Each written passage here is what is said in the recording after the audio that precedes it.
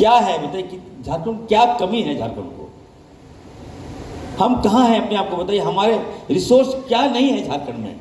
मैं आपको अपने बारे में बताता हूँ। I am my self doctor Irfan sir, हम MBBS किए थे यूक्रेन से, MD मैंने किया, पॉलिटिक्स में आया हूँ, मैं कुछ बदलाव करना चाहता हूँ, हम बेहतर करना चाहते हैं, हम स्वास्थ्य विभाग में चेंजेस लाना चाहते हैं, हर जो एक्सपर्ट है उसको लाते हैं झारखंड, उनसे बात करते हैं, उसको लेकर इससे पहले भी एक कॉन्फ्रेंस हुआ था झारखंड में, आपने देखा होगा। झारखंड में बताइए इतने हॉस्पिटल, लेकिन कहीं भी बोन मैरो ट्रांसप्लांट यूनिट है ही नहीं हमारे पास। हमने एक्सपर्ट को बुलाया, हमने साइंटिस्ट को बुलाया यहाँ पर, हमने सेमिनार किया और हमने कहा कि आप आगे बढ़िए, मैं आपको हर तरह का संभव मदद करूंगा और आप खोलिए बोन मैरो यूनिट का ट्रांसप्लांट, आप खोलिए यहाँ पर। तो कुछ लोगों ने कहा कि हाँ सर हम खोलना चाहते हैं, हमने कहा आप खोलिए, मैं आपको पेमेंट करूंगा, मैं आपको पैसे दूंगा। हमारे लोग बाहर जाते हैं, हम संथालपना से आते हैं, वहाँ 3 ट्रेनें चलती है जो साउथ जाती है। ज्ञानी साहब मैं बता रहा हूँ इसलिए आपको, सेक्रेटरी साहब तो देखिए सुनेगा। 3 ट्रेन जाती है साउथ, और मधुपुर स्टॉपेज है, जामताड़ा में स्टॉपेज करवाया हूँ अभी मैं। आप चले जाइएगा, लगता है कि 2-2 महीना वेटिंग है, सीट नहीं मिलता है उस ट्रेन में, और ट्रेन में केवल पेशेंट का फ्लो है। बिहार से ट्रेन आती है, लेकिन झारखंड जैसे आती है पेशेंट का फ्लो बढ़ जाता है। हमने सोचा क्यों नहीं भाई, अगर जो पेशेंट जा रहे हैं बाहर, हम अपने झारखंड में उसका इलाज क्यों नहीं करा सकते हैं? कहाँ कमी है, कहाँ गैप है? झारखंड बताइए हमारे पैसे से, हमारे माइन से, मिनरल से दूसरे राज्यों में बताइए कहाँ से कहाँ चला गया। अगर हम कोयला बंद कर देंगे तो पूरा बिजली दूसरे राज्यों का बंद हो जाएगा, अब मिनरल्स बंद कर देंगे तो दूसरे राज्यों का भट्ठा बैठ जाएगा। फिर भी हम अपने आप को डेवलप नहीं कर पाए। हेल्थ के सेक्टर में तो मत ही पूछिए आप लोग तो, मैं तो कहूँगा thanks to God, thanks to कि आप लोग बहुत अच्छे हैं आप लोग यहाँ। लेकिन आप चले जाइए गांव, चले जाइए संथालपना के गांव चले जाइए, आज भी हमारे ऐसे लोग हैं जो इलाज के अभाव में मारे जा रहे हैं, दवाई के अभाव में मारे जा रहे हैं, और हमारे लोगों को ये पता नहीं है कि कौन सा मेडिसिन हम ले रहे हैं, कौन से मेडिसिन का साइड इफेक्ट क्या है, कौन सा मेडिसिन कब लेना है। डॉक्टर आया, क्वैक डॉक्टर आया, दवाई दिया, खा लिया, मालूम चला 1 हफ्ता के बाद पेशेंट लैप्स कर गया। तो इस दिशा में हम काम कर रहे हैं। जब तक मैं ये कहना चाहता हूँ, जब अपने रूरल जो हेल्थ के सेक्टर हम मजबूत नहीं करेंगे, हमको लगता है कि हम आगे जो है राज्य का जो हेल्थ ठीक नहीं कर सकते। और इसी कड़ी में हम आपको बताना चाहते हैं कि झारखंड में 1200 सब सेंटर हम जबरन हम लड़कर, अभी सेक्रेटरी साहब यहीं पर हैं, दिन रात में मॉनिटरिंग कर रहा हूँ, और हर पंचायतों में 1200 सब सेंटर हॉस्पिटल हम लोग खोलने जा रहे हैं। जब तक हम निचले स्तर से स्वास्थ्य व्यवस्था ठीक नहीं करेंगे, तब तक आप लोग को मुद्दा मिलता रहेगा। आप लोग रिम्स जाते रहेंगे, मीडिया वाले रिम्स जाते रहेंगे, हमारे खिलाफ चलाते रहेंगे कि बेड नहीं है, फर्श नहीं है, पेशेंट नीचे सोया है, एम्बुलेंस नहीं है, एम्बुलेंस जाती आती दम तोड़ दिया। इन सारी बातों को आप लोग चलाते रहिएगा, लेकिन चलाइए, कोई दिक्कत नहीं, मुझे कोई प्रॉब्लम नहीं है, लेकिन मैं चाहता हूं कि ये बंद हो। इस दिशा में हम काम कर रहे हैं। हमारा एक ही पुराना रिम्स है, आपका जो मान सम्मान है इसको हम झुकने नहीं देंगे, मैं आपको विश्वास दिलाता हूं। और जिसको लेकर अभी आप लोगों ने सेमिनार किया है, आपका बकाया भुगतान आयुष्मान में, अभी मैं जो हमारे NIC देखते हैं, हमें बुला के मैंने कहा है उनको, जितने भी आयुष्मान के जितने हॉस्पिटल का पैसा बकाया है, आप आज से लगिए और कल तक सारा बकाया का भुगतान हो जाना चाहिए। मैंने डायरेक्शन दिया, ये मैं निर्देश दे दिया हूं। अभी मेरी बात हुई थी, अशोक सिंह जी और श्वेता जी से मेरी बात हुई, NIC देखती हैं वो, उनको मैंने कह दिया। और आप सबसे मैं कहूँगा कि आप लोग बढ़िया काम कीजिए, बेहतर काम कीजिए, और जो हॉस्पिटल का जो बेड की संख्या बढ़ाइए। हमने निर्णय लिया है कि जितने भी सरकारी हॉस्पिटल में हम लोग 3200 सीट अभी हम लोग बढ़ा रहे हैं, और भी हम लोग बढ़ाएंगे। और ज्ञानी जी जो हैं उन्होंने कहा कि बिहार थोड़ा नीचे है, हम लोग बराबरी पर है, तो हम आने वाले दिनों में आपको हम विश्वास दिलाते हैं कि झारखंड में बेड की संख्या बढ़ेगी। और डॉक्टर की हमारे पास कमी है, अभी विस्तार पूर्वक आपको हमारे जो सेक्रेटरी हैं अजय जी ने बताया कि हमारे पास डॉक्टर्स की कमी है। इसको लेकर कई मेडिकल कॉलेज हम लोग खोल रहे हैं, और उसमें जामताड़ा भी है, जहाँ से मैं जीत कर आता हूँ। जामताड़ा था ही नहीं, सोचिए ना। हम जब मंत्री बने हमने कहा कि क्या कर रहे हैं सेक्रेटरी साहब, ये जामताड़ा क्यों नहीं है? कहा सर तो प्रस्ताव पहले से आया है, हमने कोई प्रस्ताव नहीं मानता। रिपान सारी ऐड किए जामताड़ा को, और जामताड़ा ऐड हुआ तो राज्य में 5 नए मेडिकल कॉलेज जो पीपी मॉडल पे हम लोग देने जा रहे हैं। तो हम चाहते हैं कि जब तक मेडिकल कॉलेज नहीं खुलेगा, डॉक्टर्स की संख्या नहीं बढ़ेगी, तो झारखंड में इलाज बेहतर कैसे हो सकता है। तो इस दिशा में हम काम कर रहे हैं। जितने भी आप लोग प्राइवेट हॉस्पिटल हैं, अभी जो बातें आई, हम चाहेंगे कि आप लोग नर्सिंग कॉलेज भी आप लोग खोलिए। अगर आपके पास ज़मीन है तो आप लोग एप्लीकेशन फॉर्म अभी डाउनलोड हो गया होगा, आप लोग उसको भरिए। ये इरफान अंसारी आपको कहना चाहता है कि पहले वाला सिस्टम नहीं कि 6 महीना लग गया, फॉर्म भरे हैं, 7 महीना से दौड़ रहे हैं विभाग, नहीं दौड़ना होगा।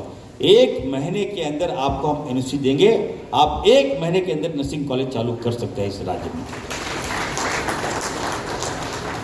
हर सुविधा हम देने को तैयार हैं, बस हम चाहते हैं कि हमारा मेडिकल जो सिस्टम है बेहतर से बेहतर हो। तो बहुत सी बातें हैं, हम ये कहेंगे कि देखिए अभी कुछ बातें आ रही थी सामने, हम आपको बता दें कि 1,30,000 केसेस का बकाया है पेशेंट, जिसमें 192 करोड़ लगभग बाकी है। 11 फरवरी तक का ये पेमेंट ड्यू था। अब तक हमारे झारखंड में हम लोगों ने 7 वर्षों में 2421 करोड़ क्लेम आप लोगों ने किया है। इसके एवज में हम लोगों ने 2248 करोड़ रुपया का पेमेंट हम लोगों ने कर दिया है। तो थोड़ा बहुत गैप है, आगे पीछे है, इस प्रोसेस में हम लोग लगे हैं, हम करेंगे।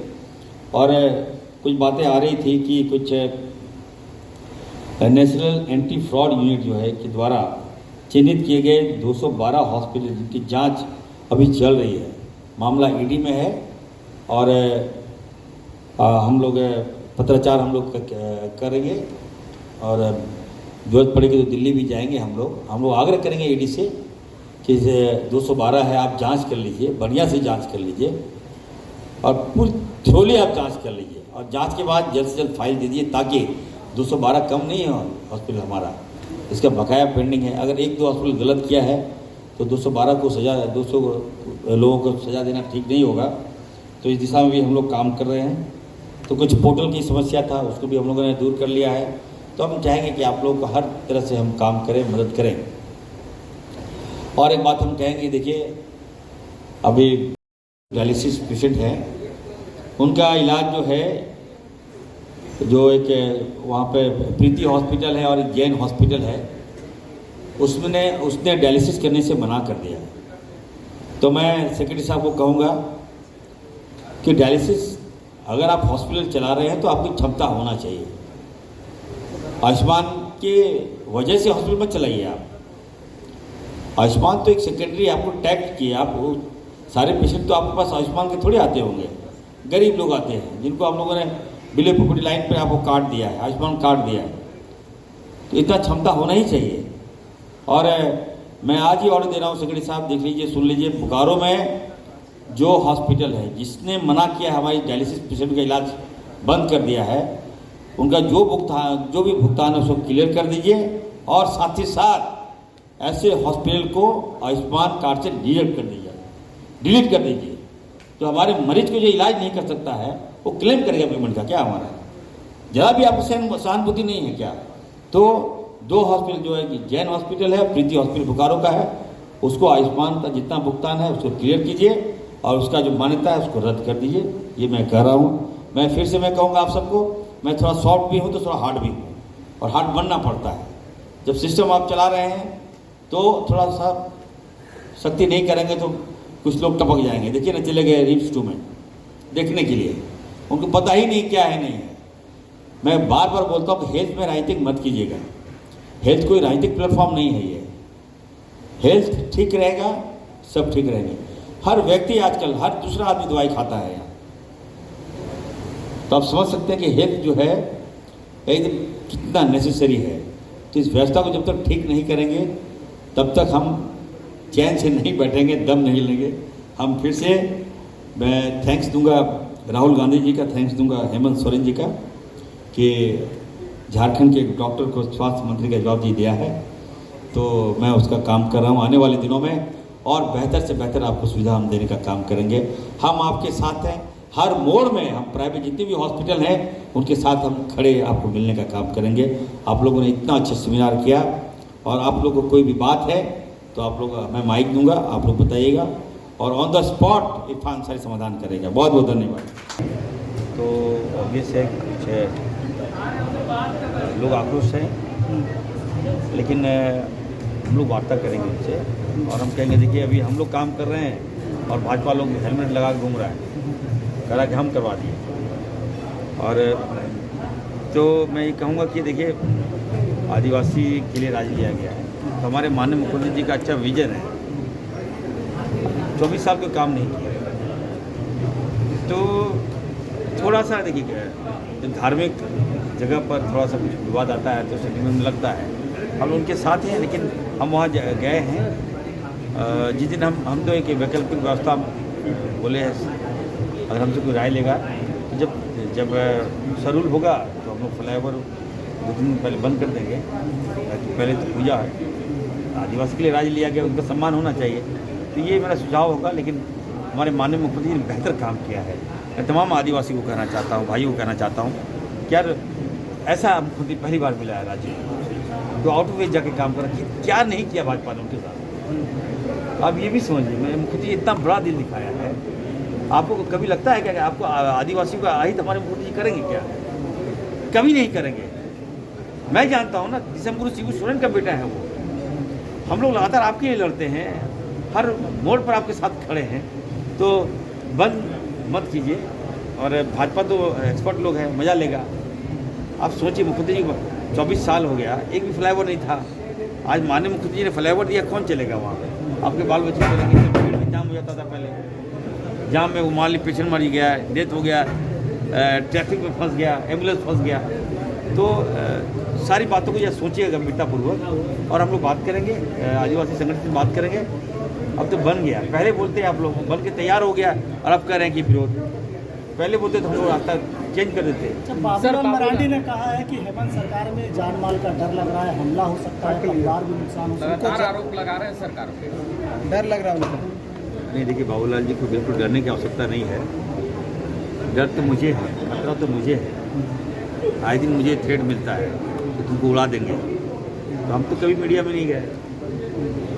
हमारे घर में बोलते हैं कि 9 बजे के बाद से मत निकलिए आप। घर में आके लोग गाली दे के चले जाते हैं, बोले उड़ा देंगे इरफान सारे। मैं तो नहीं बोला बाबूलाल जी, राज्य को आपको जरूरत नहीं जितना इरफान से जरूरत है। फिर भी मैं नहीं मीडिया में थोड़े गया कि मुझे जान से मारने की धमकी दे रहा है। भाजपा का बच्चे ने सबसे पहले मुझे मार देगा ये लोग। फिर भी हम तो नहीं कह रहे हैं, हम तो फिर भी नहीं जा रहे मीडिया में। कह रहे हैं बाबूलाल जी उनके परिवार को खरोच भी आती है तो झारखंड को जला दिया जाए। अरे देखिए, बोलने और करने में अंतर है। बाबूलाल जी की मैं हूँ, बाबूलाल जी के बताना चाहता हूँ, इरफान अंसारी है, आपको कुछ नहीं होने देगा। कौन बोल दिया आपको कुछ हो जाएगा? ये बातें कहाँ से आ रही? जला देंगे, उड़ा देंगे। अरे भाजपा वाले, मन नहीं भरा, कितना जलाओगे यार? बाबूलाल को कुछ नहीं होगा, बाबूलाल जी को कुछ नहीं होगा। और फिर से कहूँगा, बाबूलाल जी मुझे सपोर्ट कीजिए आप, मैं आग्रह करूँगा। और अच्छा काम कर रहे हैं, आपका सपोर्ट चाहिए। लाइव लगातार के वीडियो को लाइक करें, सब्सक्राइब करें और बेल आइकन को दबाना न भूलें।